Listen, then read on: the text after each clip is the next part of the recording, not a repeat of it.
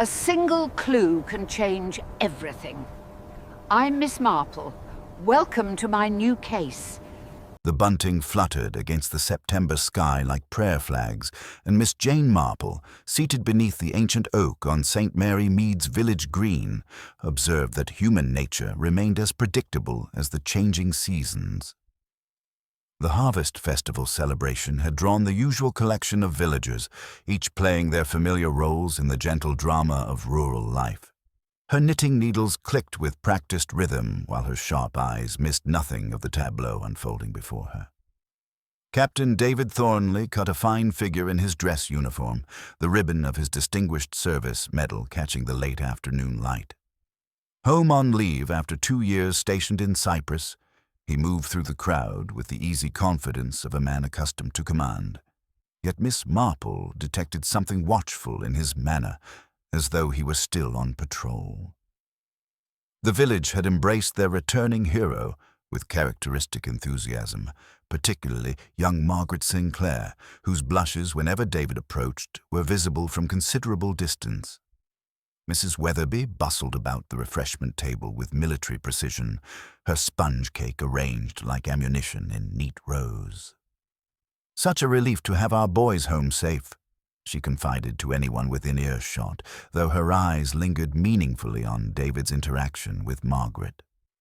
The girl's father, Colonel Sinclair, watched the proceedings with less enthusiasm, his weathered face betraying the complex emotions of a military man seeing his daughter courted by a younger version of himself.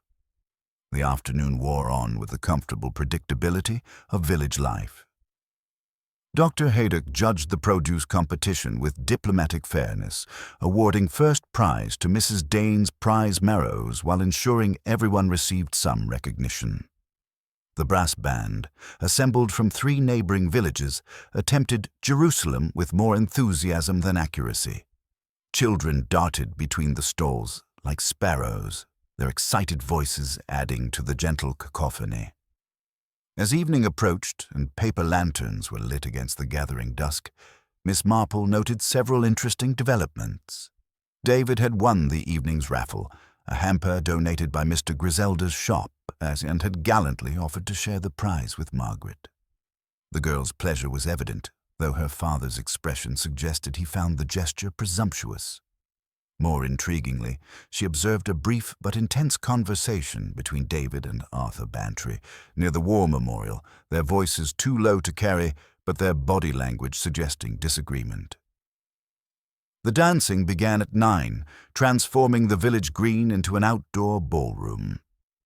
David proved as accomplished on the dance floor as he was in uniform, partnering Margaret through a series of waltzes and foxtrots that left her breathless and glowing. Yet Miss Marple noticed he frequently glanced toward the memorial as though expecting someone who never appeared. As the church clock struck 11, the festivities began to wind down. The older villagers gathered their belongings with the satisfied air of duty accomplished, while the younger generation lingered, reluctant to end the magical evening. David offered to escort Margaret home, carrying the raffle hamper and borrowing a torch from the Boy Scout stall when Margaret mentioned the lane's poor lighting. Miss Marple watched them disappear into the shadows beyond the memorial, noting that David had seemed unusually insistent about taking a particular path, one that led past the old mill rather than directly to the Sinclair cottage. She filed this observation away with several others. Arthur Bantry's departure immediately after David and Margaret left, the absence of Mr. Griselda despite his donation of the raffle prize, and the curious fact that someone had been smoking Turkish cigarettes near the memorial, though no one she'd observed that evening indulged in such expensive tobacco. The village settled into its customary quiet as midnight approached.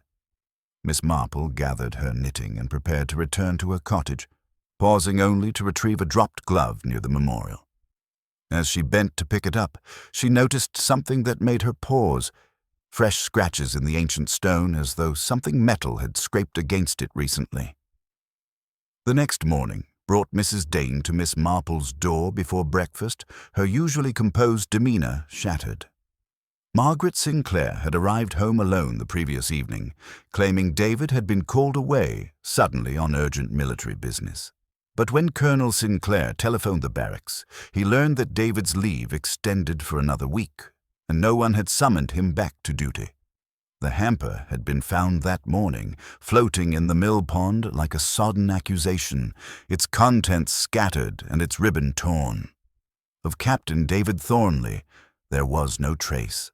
The soldier who had promised to return by midnight had simply vanished, leaving behind only questions and the growing certainty that something terrible had occurred in the peaceful village of St. Mary Mead. The morning sun cast long shadows across St. Mary Mead as news of Captain Thornley's disappearance rippled through the village like stones thrown into still water.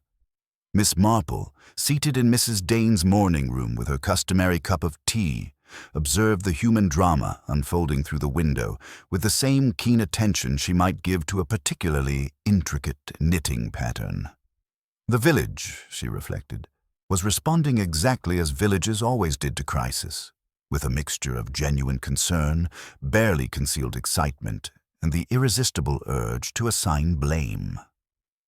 Mrs. Weatherby arrived first, still wearing yesterday's festival dress, but with her hair hastily pinned and her usual composure replaced by breathless urgency.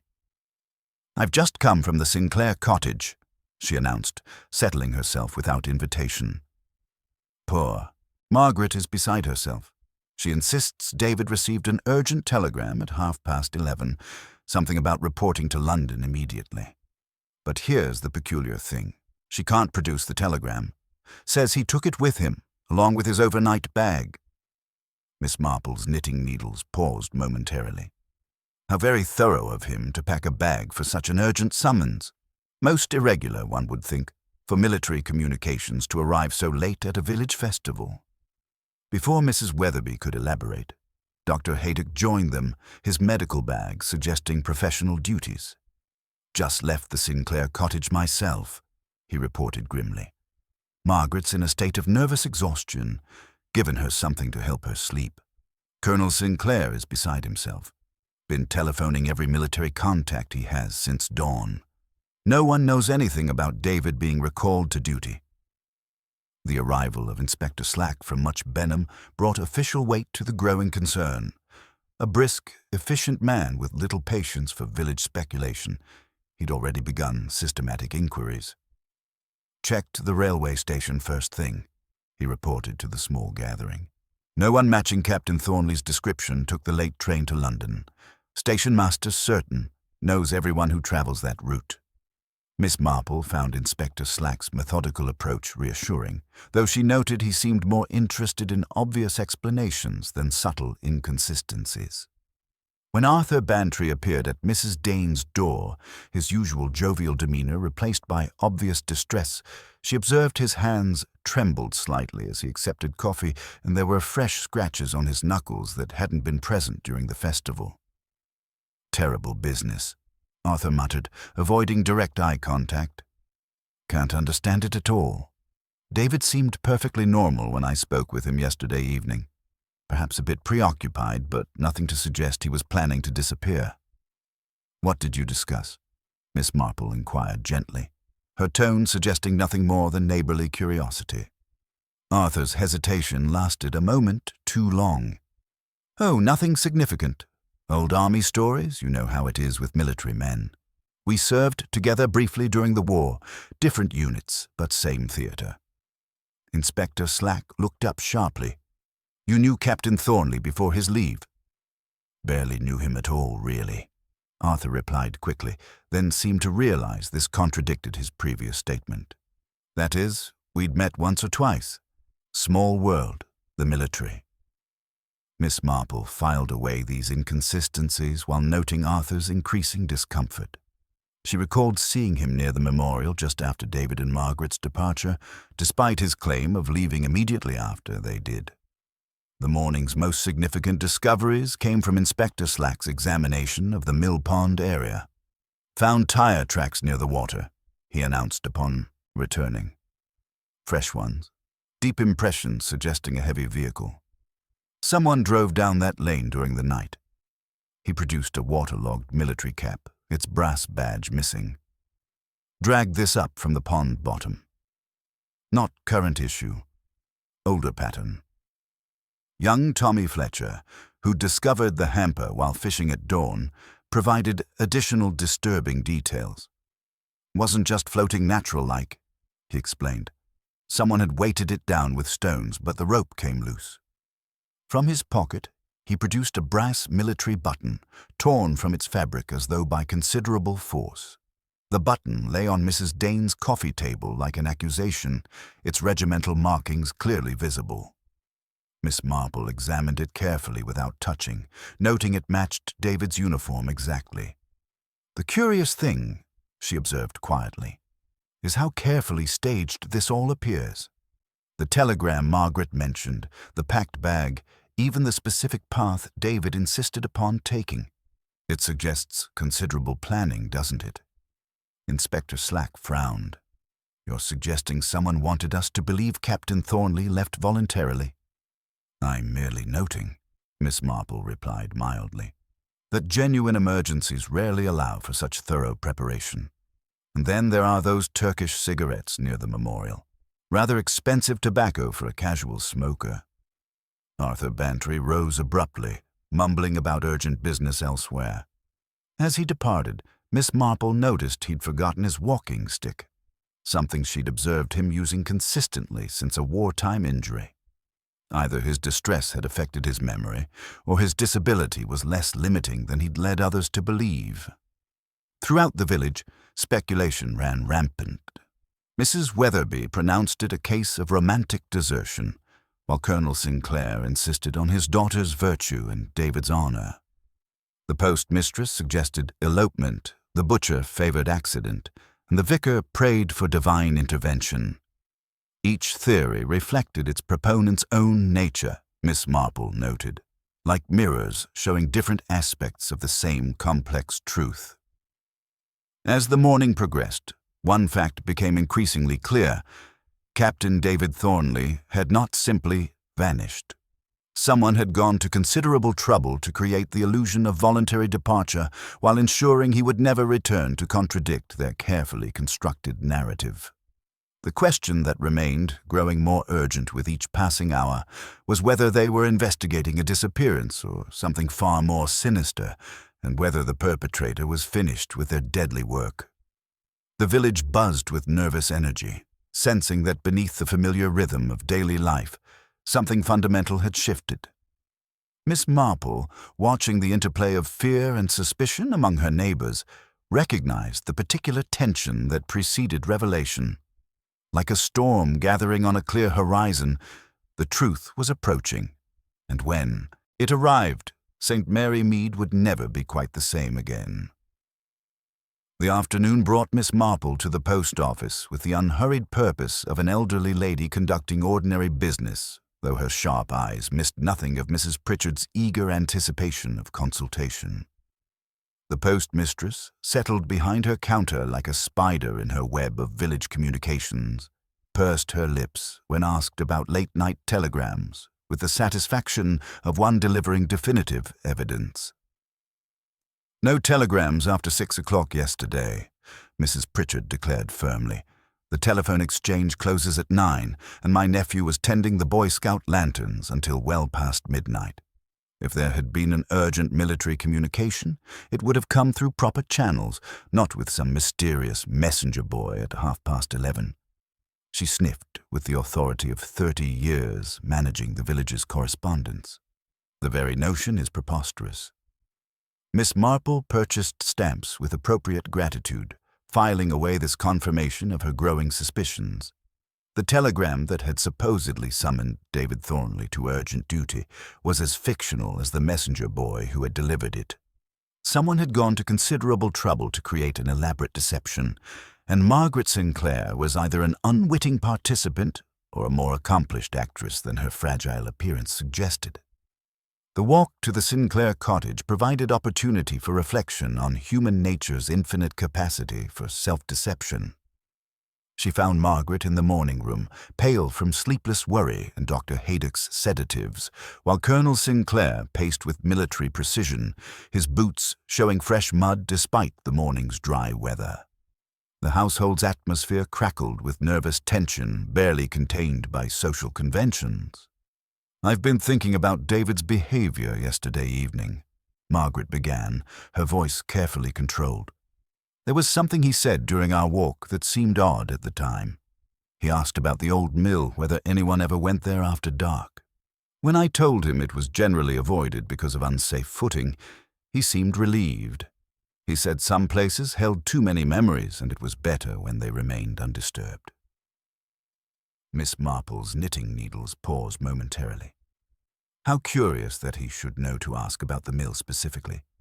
Had Captain Thornley visited St. Mary Mead before this leave? Margaret's hesitation lasted a heartbeat too long. "He mentioned exploring the area during previous visits, though I don't recall him being specific about when. He knew exactly which path led to the mill, even in darkness." Colonel Sinclair's expression darkened with paternal concern mixed with something more complex. Miss Marple noted how his protective instincts engaged alongside a wariness that suggested uncomfortable knowledge. When she inquired about prior military connections with David, the colonel's response was another carefully worded evasion about the military community's interconnected nature. During her departure, Miss Marple paused to adjust her shoe buckle near the drawing-room rug, bringing her close enough to observe a dark hair strand caught in the fringe, coarser and more brittle than Margaret's fair locks, consistent with a soldier's hair after Mediterranean service. She straightened without comment, filing away this physical evidence alongside her growing collection of inconsistencies. The mill pond area yielded additional revelations under Inspector Slack's systematic search. Young Tommy Fletcher, eager to contribute to the investigation, had discovered something far more significant than the previous night's staged evidence. Partially buried in mud revealed by recent rains lay the corroded remains of a military identification disc, its chain broken and surface scarred by long exposure to the elements. The visible lettering, though damaged, clearly indicated military issue from an earlier period than David's current service. Miss Marple studied the disc thoughtfully, recognizing its implications. "Inspector, this suggests the mill pond has been a repository for military artifacts for some time. One doesn't simply lose such an important item casually." Her return journey through the village revealed the community's altered rhythm. Mr. Griselda, usually effusive with local gossip, remained behind his counter, polishing already gleaming display cases with unusual vigor, his eyes darting nervously toward the street. His absence from the previous night's festival, despite donating the raffle hamper, now seemed more significant. Miss Marple noted his trembling hands and the faint, earthy smell about him, as though he'd been digging recently. Near the memorial, she discovered additional evidence overlooked by official investigation: a flattened cigarette end with gold banding, the expensive Turkish tobacco she'd detected the previous evening. Using her glove tip, she extracted a small enamel flake from the memorial's scratched stone surface, curved and colored in military blues and reds, consistent with a cap badge forcibly removed. As evening approached, Miss Marple settled in her cottage with the day's observations swirling through her methodical mind. The pieces were beginning to form a pattern, though the complete picture remained elusive. David Thornley's disappearance was connected to something far older than his current romantic interest in Margaret Sinclair. The mill pond held secrets spanning years, possibly decades, while the village's seemingly ordinary residents harbored knowledge they desperately wished to conceal. The fictional telegram, Margaret's convenient revelations, Colonel Sinclair's protective evasions, Arthur Bantry's nervous scratches, and Mr. Griselda's unusual behavior all pointed toward a conspiracy of silence surrounding events that predated David's recent arrival. Someone in St. Mary Mead knew exactly why. Captain Thornley had come to the village, and that same someone had ensured he would never leave to tell his story. Miss Marple's needles clicked rhythmically as she contemplated human nature's endless capacity for both loyalty and betrayal, recognizing that the truth, when it finally emerged, would reveal secrets far more dangerous than a simple romantic disappearance. The second morning of Captain Thornley's disappearance brought Inspector Slack to Miss Marple's cottage with the methodical confidence of a man assembling an airtight case. He settled into a chintz armchair with official satisfaction, his notebook bristling with evidence that seemed to point in one clear direction. "We've made significant progress," he announced, consulting his notes with professional pride. Arthur Bantry's motor was seen turning into the mill lane near midnight. The tire impressions by the water correspond exactly. Same width, same distinctive wear pattern on the outer ridge. Found rope in his garden shed, recently cut, and there's a sliver of enamel-matching military cap badge colors in the back of his motor car. Miss Marple poured tea with steady hands while considering this accumulation of evidence. "How very thorough, Inspector. Though I wonder, how deep were those tire impressions?" "Quite deep. Indicates a heavy vehicle, or one carrying substantial weight." "How curious," she murmured thoughtfully. "Mr. Bantry drives that little two-seater, doesn't he? Rather light for such deep impressions, one would think." Inspector Slack's confidence flickered momentarily, but he pressed on. "There's also his financial situation. The bank manager confirms significant arrears. If Captain Thornley knew something compromising from their wartime service and threatened exposure, that provides clear motive." The arrival of Arthur Bantry himself interrupted this exposition, his walking stick tapping nervously against the doorframe. Miss Marple noted immediately that his hands, while scrubbed clean, bore fresh scratches and soil stains despite the morning's dry weather. His usual jovial demeanor had been replaced by barely contained agitation. "Terrible business about young Thornley," Arthur began, accepting tea with trembling fingers, "though I suppose these military types sometimes carry burdens from their service." David seemed particularly interested in local history, kept asking about soldiers from the Great War, especially those who never returned home. This revelation struck Miss Marple as significant. How specific his interests were. Did he mention any particular regiments or individuals? Arthur's hesitation lasted a moment too long. Nothing specific, just general curiosity about the memorial and such. Though he did ask odd questions about the mill area, whether anyone ever went there after dark. Said some places held too many memories. Inspector Slack leaned forward with renewed interest. "You're suggesting Captain Thornley was researching something specific?" "Possibly," Arthur replied carefully. "He mentioned working on a regimental history. Very keen on accuracy, wanted to verify local stories and legends."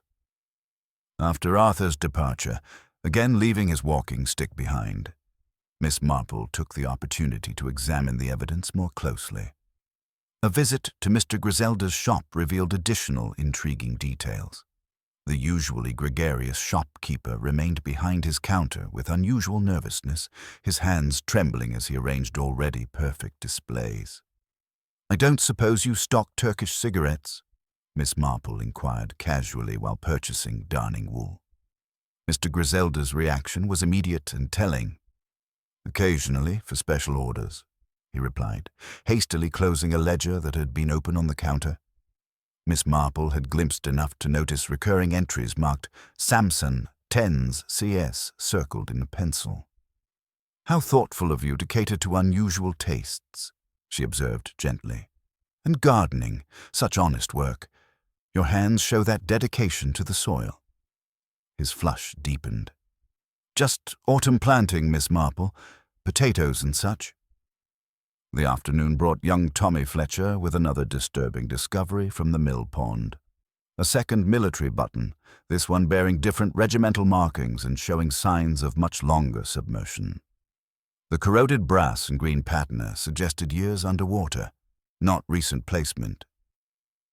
"Been there ages by the look of it," Tommy explained excitedly. "There's more metal bits down there too, all old and rusty. Like someone's been using the pond as a rubbish tip for military stuff." This revelation transformed the investigation's scope entirely. The mill pond had been concealing military artifacts for far longer than David's recent disappearance, suggesting a pattern of disposal spanning years or even decades. Miss Marple's methodical mind began connecting these disparate elements into a more complex picture. David Thornley's research into local military history, his specific interest in the mill area, the accumulation of military artifacts in the pond, and the village's collective nervousness all pointed toward secrets far older and more dangerous than a simple romantic disappearance. The emergence of Colonel Sinclair as another potential suspect added further complexity. Inspector Slack had discovered that the colonel and David's father had served in the same regiment during the Great War, with rumors of some unresolved scandal involving the Thornley family name. The colonel's protective behavior toward Margaret and his evasive responses about David's background suggested knowledge he preferred to conceal. As evening approached, Miss Marple reflected on the investigation's evolving nature. What had begun as a straightforward disappearance was revealing itself as something far more intricate, a conspiracy involving multiple villages, spanning generations, and rooted in secrets that someone was desperate enough to kill to protect. The question remained whether David Thornley had been silenced to prevent exposure of these secrets, or whether his research had uncovered something even more dangerous than anyone yet realized.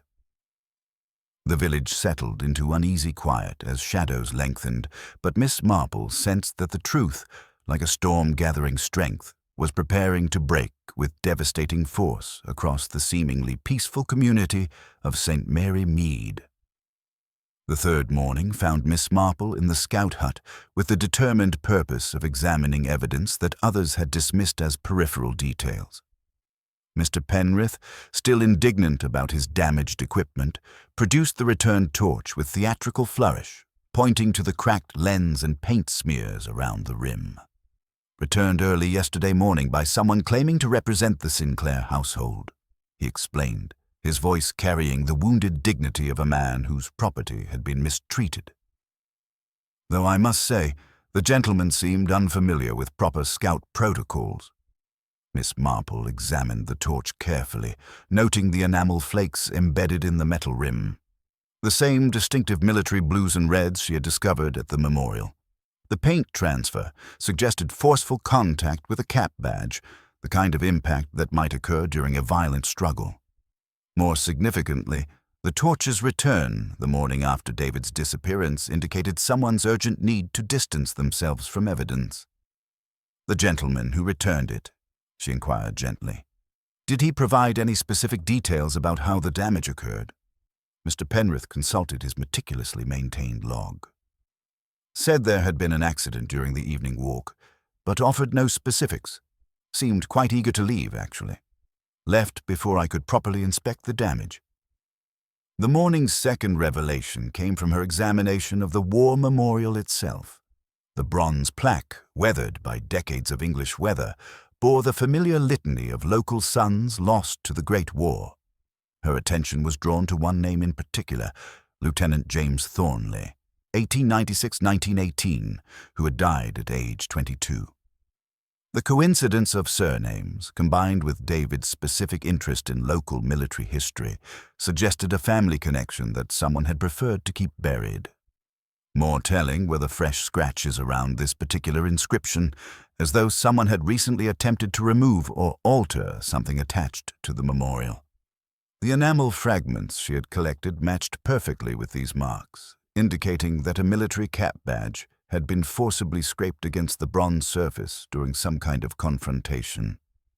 Her visit to the church archives, conducted with Reverend Clement's nervous assistance, provided crucial historical context. The burial records from 1918 showed that Lieutenant James Thornley had been reported missing during a night reconnaissance mission near the mill area, his body never recovered.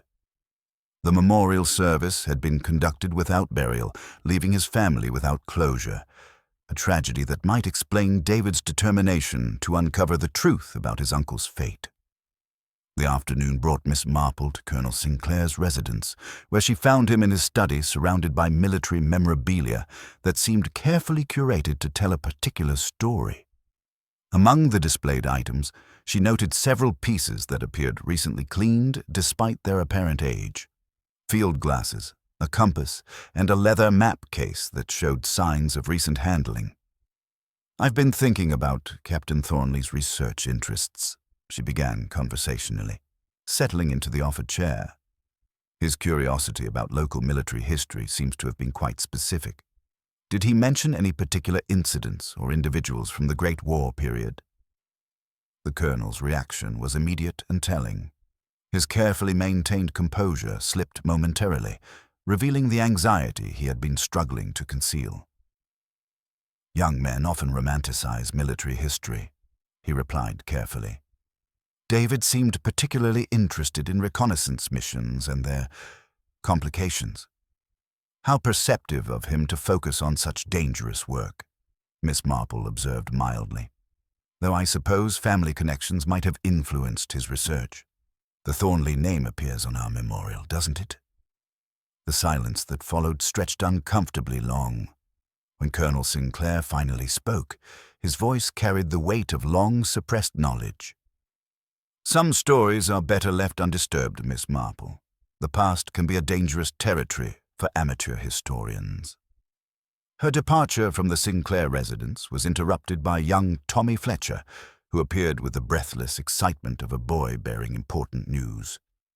"Found something else in the mill pond," he announced, producing a tarnished military whistle still attached to a rotted lanyard. "Been there ages, by the look of it, but there's something carved on it." The whistle, when cleaned, revealed an inscription. J.T., 1917, along with regimental markings that matched those of Lieutenant James Thornley. This discovery transformed the investigation entirely, providing physical evidence that David's uncle had indeed reached the mill area during his final mission, contrary to official reports that placed his disappearance elsewhere. As evening approached, Miss Marple reflected on the pattern emerging from these discoveries.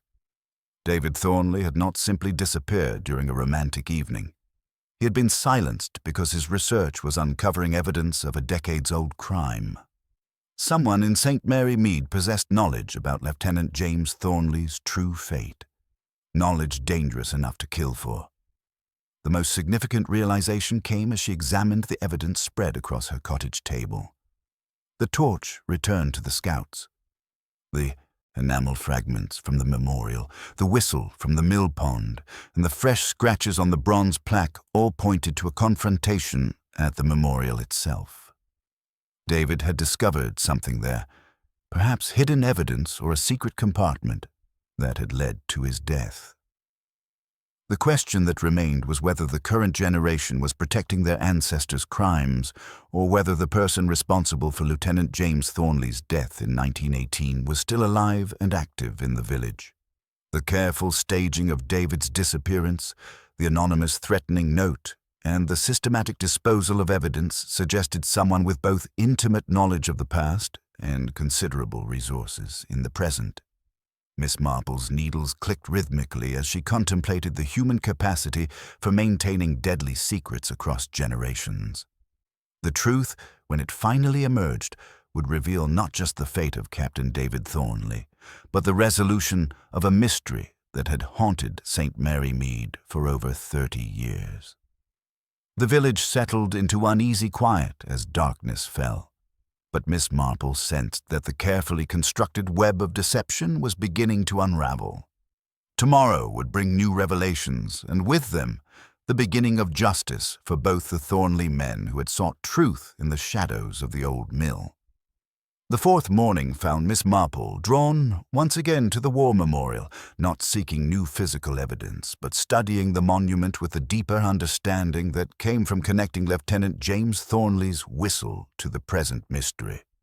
The bronze plaque, bearing its solemn roll of village sons lost to the Great War, seemed to hold secrets beyond mere remembrance. Her careful examination revealed something others had overlooked, subtle irregularities in the mortar work surrounding the plaque, hairline cracks that suggested the bronze panel might be designed to move.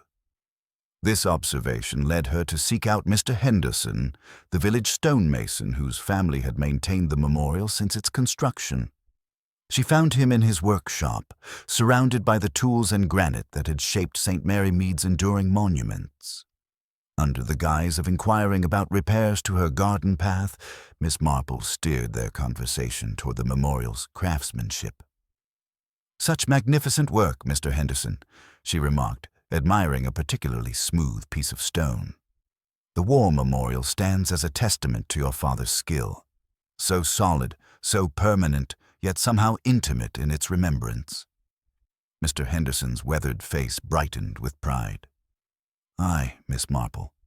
Father put his heart into that monument. Wanted those boys remembered proper-like. Even built in something special for the families, a small cavity behind the plaque, hidden clever as you please. For personal mementos, letters, photographs, things too precious for the earth but too painful to keep in sight." Miss Marple's knitting needles paused as the implications crystallized. "How thoughtful. I imagine few people knew of this accommodation. Only the families who used it, and precious few of those. Father sealed it so cunningly that nobody would suspect. A secret between him and the grieving, he called it." This revelation transformed everything Miss Marple had observed. The scratches around Lieutenant James Thornley's name, the enamel fragments, the damaged torch. David hadn't been vandalizing the memorial, but attempting to access this hidden repository. Someone had interrupted him in the act, leading to the violent confrontation that left traces of his cap badge scraped against the bronze. The afternoon brought additional confirmation when Miss Marple observed Mr. Griselda engaged in urgent conversation with Colonel Sinclair near the village green. Their voices remained low, but their agitated gestures toward the memorial spoke volumes. Mr. Griselda wore an unusually high scarf despite the mild weather, while Colonel Sinclair's typically erect military bearing had given way to nervous tension. Her visit to Mr. Griselda's shop provided the final connection she needed. The ledger entries she had glimpsed previously, Samsun Tens, CS, now made perfect sense. Samsun was expensive Turkish tobacco. The 10-shilling purchases were regular orders, and CS could only refer to Colonel Sinclair. The distinctive cigarette end she had found near the memorial belonged not to David Thornley, but to the Colonel himself. The pieces were forming a chilling pattern. David's research into his uncle's disappearance had led him to the memorial's hidden cavity, perhaps believing it contained evidence about Lieutenant James Thornley's fate. The military artifacts now scattered in the mill pond, the identification disc, the whistle, possibly other personal effects, had likely been stored there for decades, hidden away by someone who knew their significance. Colonel Sinclair's behavior throughout the investigation took on sinister new meaning. His protective stance toward Margaret, his evasive responses about David's research, his nervous energy when questioned about the past, all suggested a man guarding secrets far more dangerous than paternal concern about his daughter's romantic interests. Miss Marple reflected on the human capacity for maintaining deadly deceptions across generations. The memorial, intended as a sacred space for remembrance, had been transformed into a repository for secrets that someone was willing to kill to protect. David Thornley's determination to uncover the truth about his uncle's fate had brought him to that hidden cavity on the night of the Harvest Festival, where he had encountered not answers, but death. The village's carefully maintained facade was crumbling as connections emerged between past and present crimes. Someone in St. Mary Mead possessed intimate knowledge of events from 1918, knowledge dangerous enough to justify murder in 1950. The question that remained was whether Colonel Sinclair was protecting his own secrets or those inherited from an earlier generation. As evening approached, Miss Marple sensed the investigation reaching its critical juncture. The truth about both Thornley men was finally emerging from the shadows, but the most dangerous revelations lay ahead. The memorial's hidden cavity had provided the key to understanding David's fate, but unlocking the complete truth would require confronting whoever had been willing to kill to keep their secrets buried.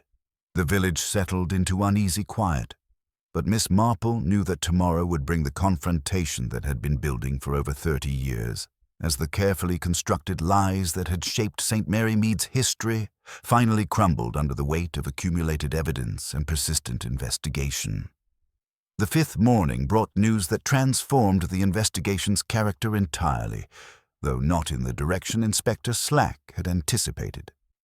Miss Marple received word through Mrs. Dane that Arthur Bantry had been discovered at dawn, unconscious beside the mill pond, with obvious signs of having spent the night outdoors.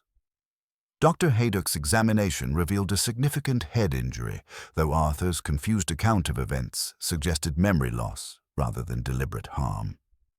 Strangest thing, Dr. Haydock reported to the small gathering in Miss Marple's morning room.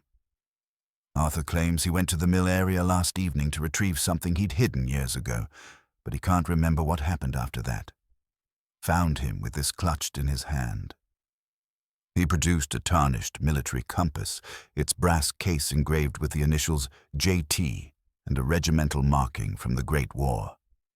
Miss Marple examined the compass carefully, noting its condition suggested decades of careful preservation rather than recent submersion. How curious that Mr. Bantry should have been carrying Lieutenant James Thornley's personal effects. One wonders what prompted such a nocturnal expedition. Inspector Slack's arrival with additional evidence seemed to provide answers, though Miss Marple found his discoveries troublingly convenient. A search of Arthur's cottage had yielded a collection of military memorabilia hidden in the garden shed, including identification discs, uniform buttons, and personal letters bearing various names from the village's war memorial. Most significantly, they had discovered a detailed journal documenting Arthur's supposed blackmail activities, targeting families whose wartime secrets he had discovered through his work maintaining military graves. Clear evidence of systematic extortion, Inspector Slack announced with satisfaction. Bantry's been collecting secrets and artifacts for years, using them to extract money from grieving families. When Captain Thornley's research threatened to expose his activities, Bantry silenced him permanently. Miss Marple's examination of the journal revealed handwriting that matched Arthur's style, yet something about the entries struck her as peculiar. The language was more sophisticated than Arthur's usual direct manner, and certain phrases seemed oddly formal for private notes. More tellingly, the paper showed signs of artificial aging, and the ink exhibited characteristics she recognized from her correspondence with various charitable organizations. The expensive fountain pen ink, favored by military officers rather than the common writing materials Arthur typically used. The afternoon brought Margaret Sinclair with information that further complicated the investigation's trajectory. She had discovered among her father's papers a letter from David Thornley, dated 3 weeks before the Harvest Festival, requesting a private meeting to discuss matters of mutual concern regarding the Thornley family's wartime service. The letter's tone suggested David possessed knowledge that Colonel Sinclair preferred to keep confidential. Father never mentioned receiving this correspondence, Margaret explained, her voice carrying the strain of growing suspicions about her own family's involvement. When I asked him directly, he claimed no memory of any communication from Captain Thornley before the festival. Yet the letter is clearly addressed to him personally, not through military channels. Miss Marple noted the letter's postmark and compared it with the timeline of David's research activities.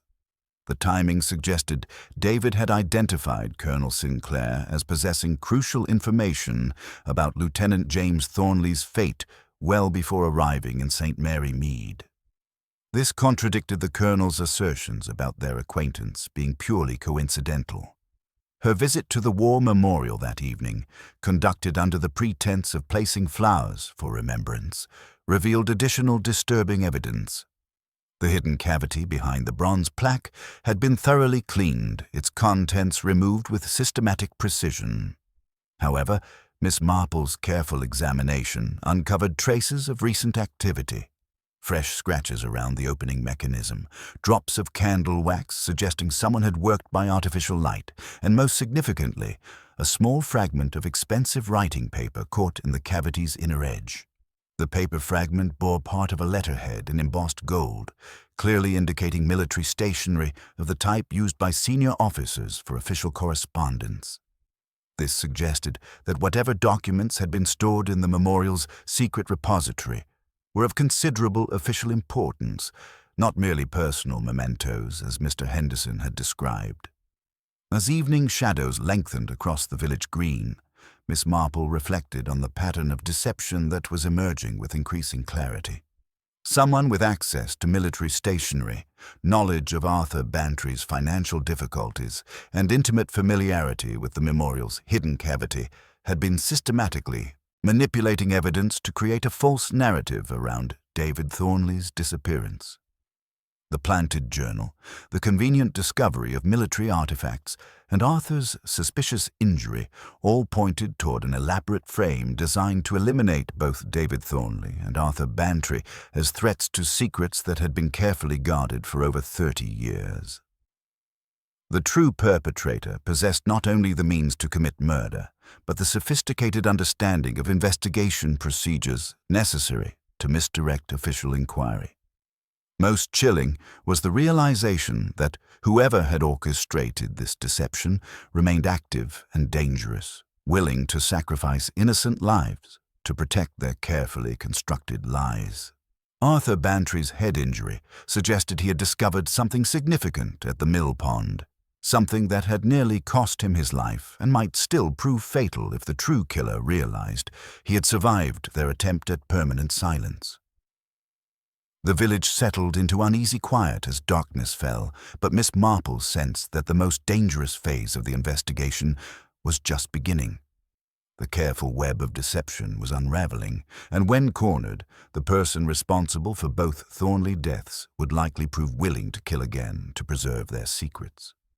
Tomorrow would bring the confrontation that had been building for over 3 decades, and Miss Marple knew that only her complete understanding of the truth would prevent further tragedy in the peaceful village of St. Mary Mead.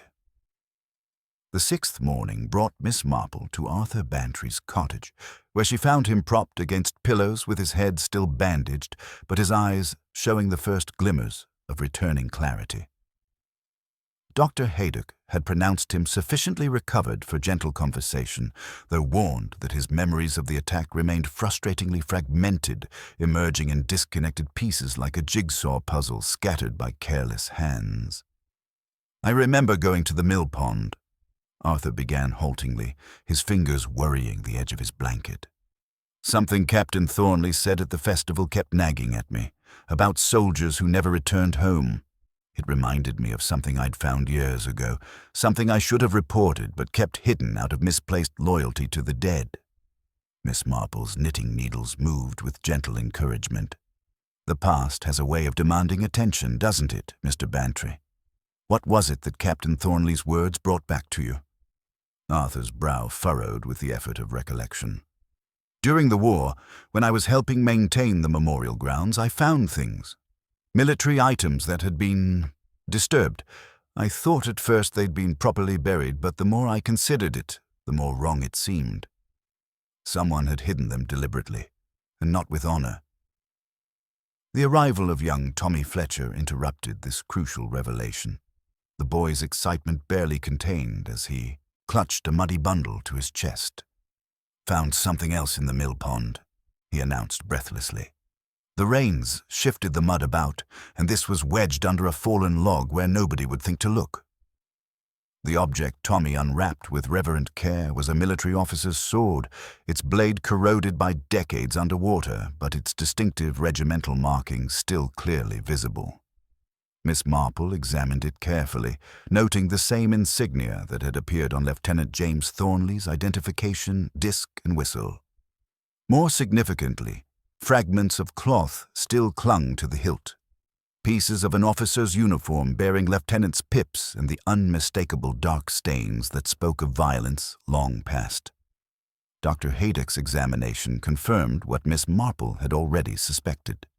Blood certainly, though too deteriorated for definitive analysis.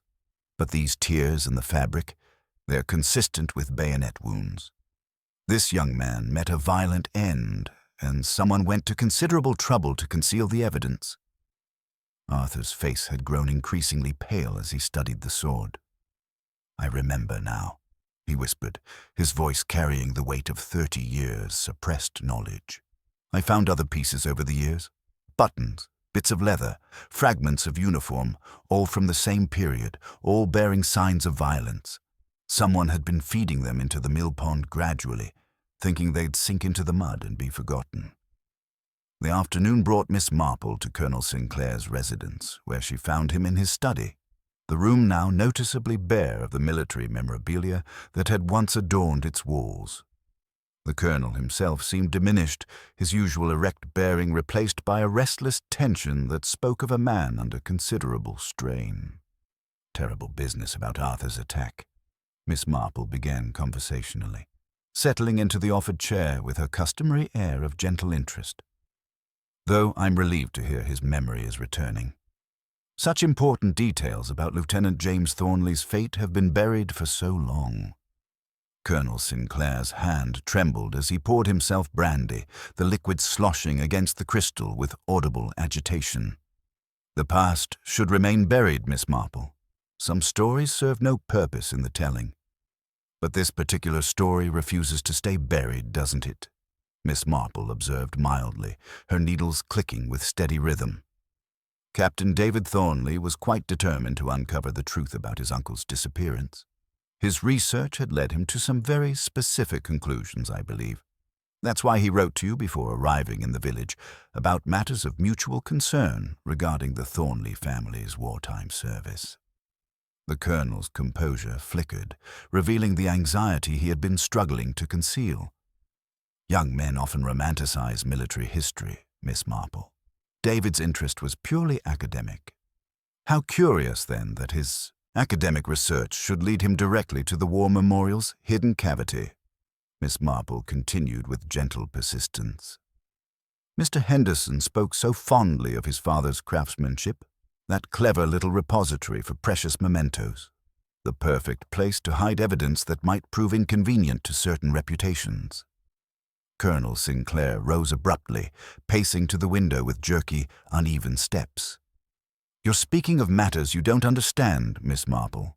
The fog of war creates situations that peacetime minds cannot comprehend."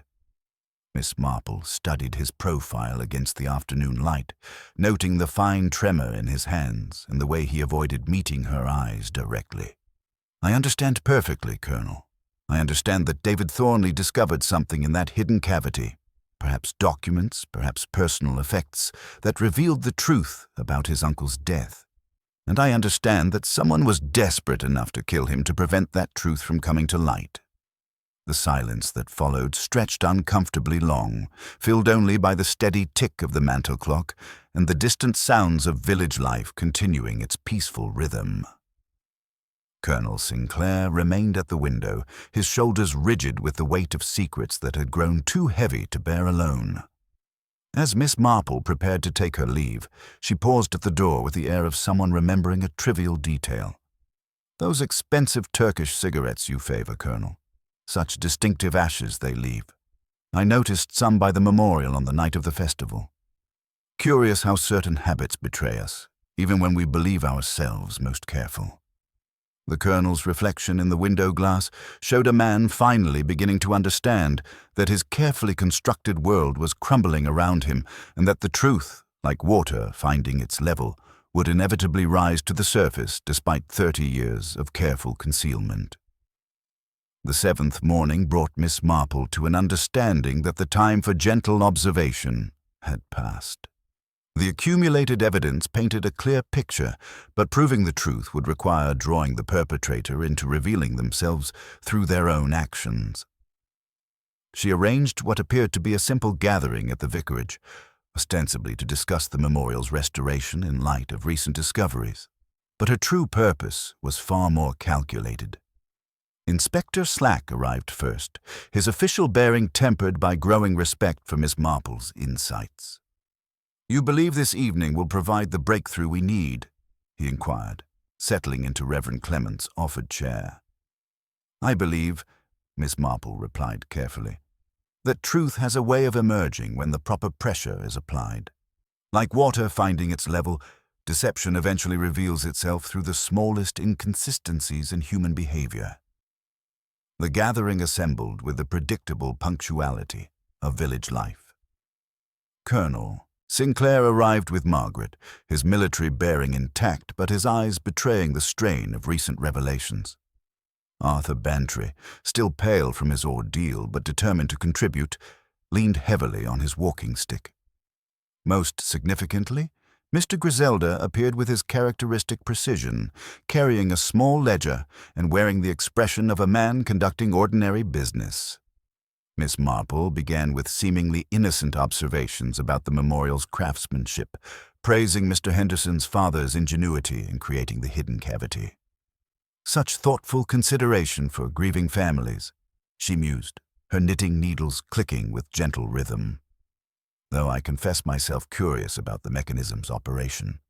Mr. Henderson described it as quite specific, a particular sequence of movements that would prevent accidental discovery." Mr. Henderson, pleased to discuss his father's work, began explaining the bronze panel's construction. "Aye, Miss Marple, 'twas cleverly designed. You must press the lower right corner first, then lift along the seam. Father said it should feel natural to those who knew, but impossible for casual discovery." Miss Marple nodded thoughtfully, then addressed the group with apparent casualness. "I wonder if we might examine the mechanism this evening. Inspector Slack has expressed interest in understanding how Captain Thornley might have accessed the cavity. Perhaps someone among us could demonstrate the proper technique." The suggestion hung in the air like a challenge. Colonel Sinclair shifted uncomfortably, his knowledge of the memorial's secrets evident in his reluctance to volunteer. Arthur Bantry shook his head, claiming his injured state precluded such delicate work. But Miss Marple's attention focused on Mr. Griselda, whose reaction was subtly different from the others. "I'm certain Mr. Henderson could demonstrate adequately," Mr. Griselda replied smoothly, though Miss Marple noted how his eyes had automatically moved toward the memorial, visible through the vicarage window, calculating distance and positioning with unconscious familiarity. As the discussion continued, Miss Marple introduced seemingly random details about the investigation's progress. She mentioned the Turkish cigarette ash found near the memorial, the specific type of candle wax discovered in the cavity, and the particular method used to return the damaged torch to the scout hut. Each detail was presented as casual conversation, but Miss Marple watched carefully for reactions that revealed knowledge beyond what an innocent person should possess. The crucial moment came when Inspector Slack produced the military compass found in Arthur's possession, placing it on the vicarage table for examination. As the group leaned forward to study Lieutenant James Thornley's personal effect, Miss Marple observed a telling detail. Mr. Griselda's immediate recognition of the compass's significance, evident in the brief tightening around his eyes before he composed his features into appropriate curiosity. "Such a tragic loss," Mr. Griselda commented with practiced sympathy. "Though I suppose young Captain Thornley's research finally uncovered what happened to his uncle. Family connections can be so persistent in seeking resolution." Miss Marple's needles paused momentarily. "Indeed, Mr. Griselda, though I wonder how you knew Captain Thornley was researching his uncle specifically. I don't recall that detail being mentioned publicly." The silence that followed was brief but significant. Mr. Griselda's recovery was smooth, professional, but Miss Marple had seen the flicker of realization in his eyes, the moment when a careful man understands he has revealed knowledge he should not possess. "Village gossip travels quickly," he replied with a slight smile. "One hears fragments and pieces them together." As the evening progressed toward its inevitable conclusion, Miss Marple reflected on the human capacity for maintaining deadly deceptions. The truth was finally emerging, not through dramatic confrontation, but through the accumulation of small betrayals, unconscious gestures, inappropriate knowledge, and the subtle tells that revealed a guilty conscience. Tomorrow would bring the final revelation, but tonight had provided the confirmation she needed. The killer sat among them, his carefully constructed facade beginning to crack under the gentle but relentless pressure of methodical investigation. The village settled into uneasy quiet as the gathering dispersed, but Miss Marple knew that the most dangerous phase lay ahead. When cornered, even the most civilized person could become desperate, and desperation had already proven deadly in the peaceful village of St. Mary Mead. The 8th morning brought Miss Marple to what she recognized as the investigation's decisive moment. She had arranged for Inspector Slack to position himself discreetly near the memorial while she conducted what appeared to be an innocent social call on Colonel Sinclair. Her true purpose was to apply the precise psychological pressure needed to crack a facade that had been maintained for over 30 years through careful deception and mounting desperation. She found the colonel in his study, the room now conspicuously bare of the military memorabilia that had once adorned its walls. His hands trembled as he poured morning tea, the delicate china rattling against the saucer with audible agitation. Miss Marple settled into her chair with the unhurried grace of someone conducting ordinary business, though her sharp eyes missed nothing of his deteriorating composure. "I've been reflecting on family legacies," she began conversationally, her knitting needles resuming their steady rhythm. "How the sins of one generation so often visit themselves upon the next.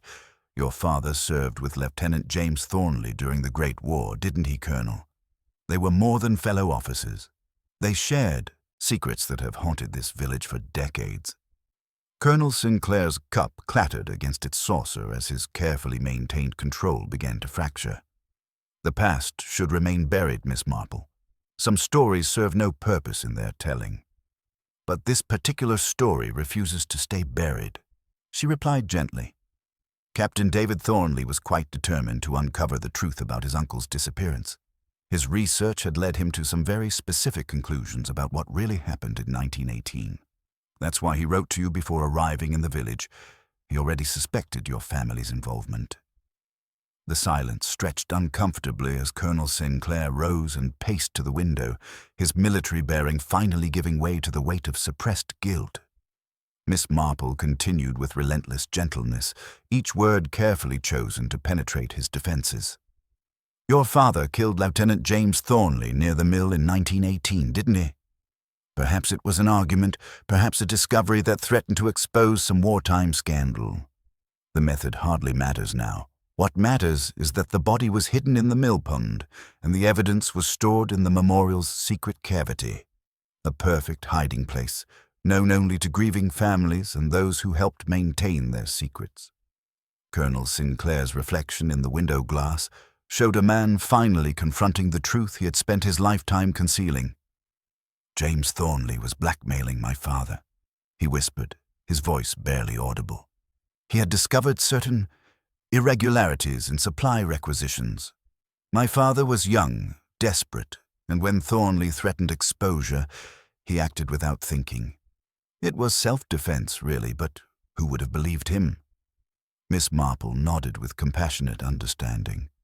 "And so the secret was passed down, becoming your burden to bear. You've been visiting the memorial for years, haven't you? Those Turkish cigarettes you favor, such distinctive ashes they leave. I found them by the memorial on the night of the festival, evidence of your presence when Captain David discovered the truth." The confession, when it came, emerged with the relief of a dam finally bursting. Colonel Sinclair described how David had accessed the memorial's hidden cavity that evening, finding documents and personal effects that proved his uncle's murder. The confrontation that followed had been inevitable. David demanding justice, Colonel Sinclair desperate to protect his family's reputation and his own position. "I never meant to kill him," Colonel Sinclair said, his voice hollow with anguish. But he wouldn't listen to reason, wouldn't understand that some secrets are too dangerous to expose. In the struggle, I struck him with his own torch. When I realized he was dead, I panicked. Miss Marple's needles continued their rhythmic clicking as she drew out the complete story. The disposal of David's body in the mill pond, the staged evidence, a voluntary departure, the careful manipulation of Margaret's testimony about the fictional telegram. All had been orchestrated with military precision, aided by Mr. Griselda's complicity.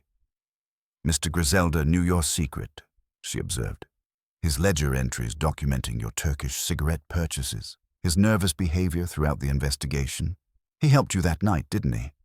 Perhaps drove your motor car while you dealt with the body, certainly helped create the false evidence designed to implicate poor Arthur Bantry." As if summoned by her words, Mr. Griselda appeared at the study door, his face pale with the knowledge that their carefully constructed deception had finally collapsed. Inspector Slack followed closely behind, having heard enough through the open window to make the necessary arrests.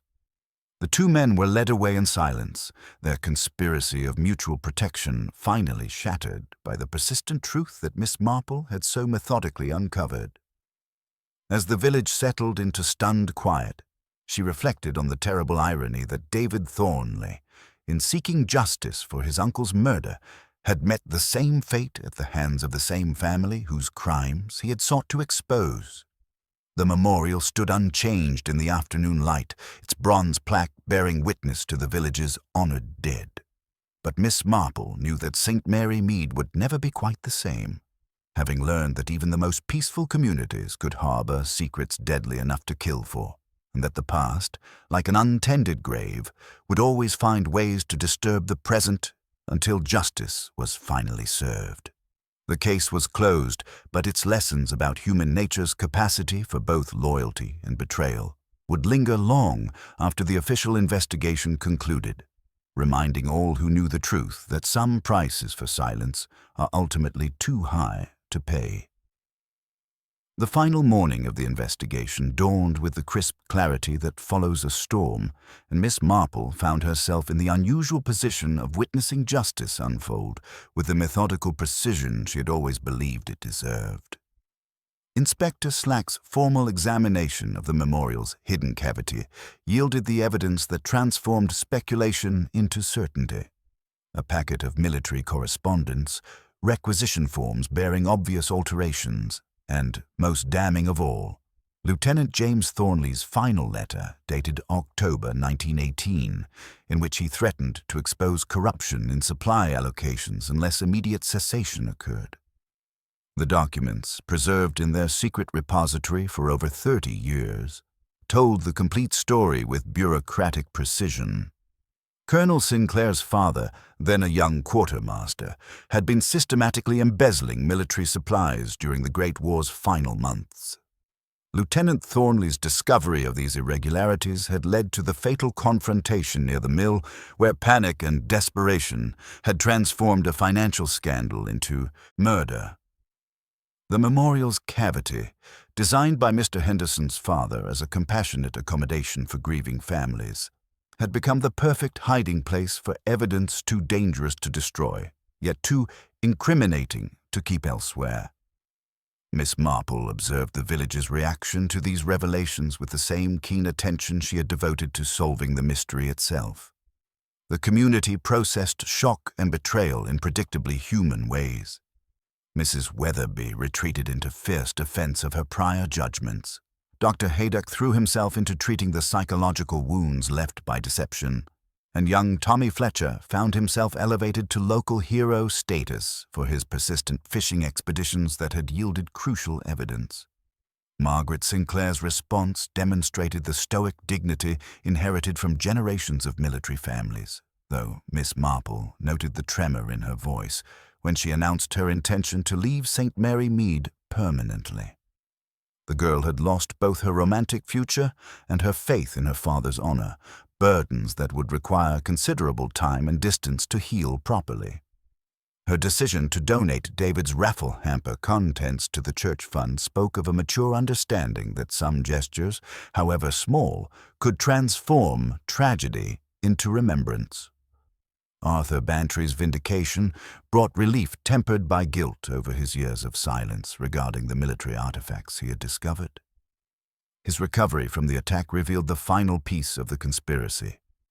Mr. Griselda had struck him down when Arthur's returning memory threatened to expose their carefully constructed frame. The shopkeeper's intimate knowledge of village routines, combined with his access to supplies and his desperate financial situation, had made him the perfect accomplice for Colonel Sinclair's increasingly frantic efforts to conceal the truth. The mill pond's systematic drainage revealed the full extent of the cover-up spanning 3 decades.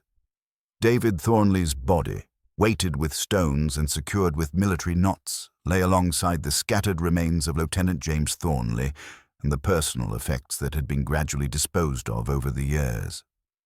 The 2 men, separated by a generation but united in their pursuit of truth, had both fallen victim to the same family's determination to protect their reputation at any cost. Inspector Slack's final report documented the methodical nature of both crimes. The 1918 murder driven by panic and self-preservation, the 1950 killing motivated by desperate protection of inherited secrets. Colonel Sinclair's confession revealed how the weight of his father's crime had shaped his entire life, transforming him from an honorable officer into a man capable of murder when confronted with exposure. Mr. Griselda's complicity had evolved from simple financial desperation into active participation in conspiracy, demonstrating how small compromises could lead to terrible consequences. As autumn settled over St. Mary Mead, Miss Marple reflected on the investigation's lessons about human nature's infinite complexity.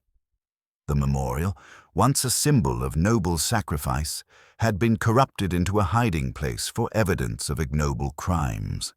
Yet it had ultimately served justice by preserving the truth until the proper moment for revelation arrived. The village would heal, as communities always did, but it would carry forever the knowledge that even the most peaceful places could harbor secrets dark enough to kill for. The pattern, Miss Marple observed, while resuming her knitting beneath the ancient oak, was as predictable as the stitches in her needlework. Human nature remained constant across generations. The capacity for both loyalty and betrayal, the weight of inherited guilt, and the terrible price of choosing silence over truth.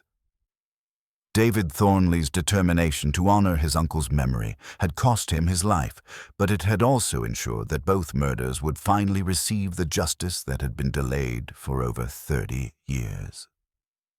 The village green returned to its customary quiet as the memorial stood unchanged in the afternoon light, its bronze plaque bearing witness not only to those who had died in honorable service, but to the complex truth that even the most sacred spaces could conceal the darkest secrets. Miss Marple's needles clicked with satisfied rhythm as she contemplated the eternal struggle between truth and deception, knowing that while this particular mystery was solved, human nature would always provide new patterns to observe and untangle in the endless drama of village life.